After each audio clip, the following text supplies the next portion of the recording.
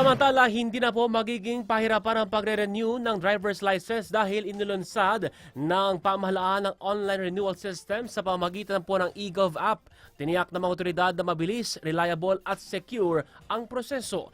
Idinemo ito sa harap ng media pero naantala ng ilang minuto dahil sa mahinang internet connection. Narito ang aking report. Huwag nyo nang pagkakitaan yung mga kababayan natin.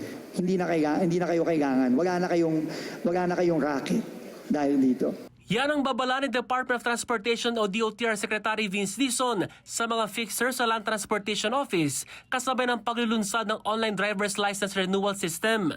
Layo nilang pabilisin ang sistema at makaiwas sa mga fixer at hassle sa pag-asikaso ng requirements. No, at kailangan mong gawin physically yung exam, kailangan mong gawin physically yung medical, ubusang oras mo. Welcome ito sa ilang motorista na naabutan ng news team na nagpaparenew ng driver's license sa LTO sa Quezon City. Nag-leave lang just to renew. Lalo kung nagtatrabaho, pwede ka sa bahay na lang. Pero ang ilan, mas pipiliin pa rin sa LTO field officers mag-renew, lalo na yung mga hindi sanay sa online payments. Mahirap kasi manuak ang pera eh, mas maigi yung dito. Sigurado yung pera. Nasanay na po ako dito or may renew talaga eh.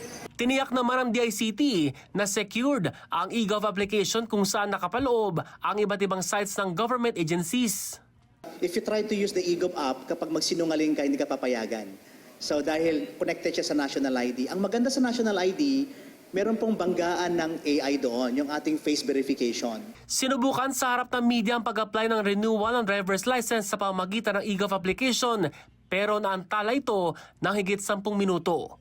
Paliwanag ng mga opisyal, This has gone multiple tests, but they're just fixing it. It's a Wi-Fi issue eh. Marami kasing tao ngayon. So just give them time to decongest tapos they'll fix it. kalaunan ay umusad din ang proseso gaya ng pag-upload ng requirements gaya ng results ng online driver's education exam at medical exam.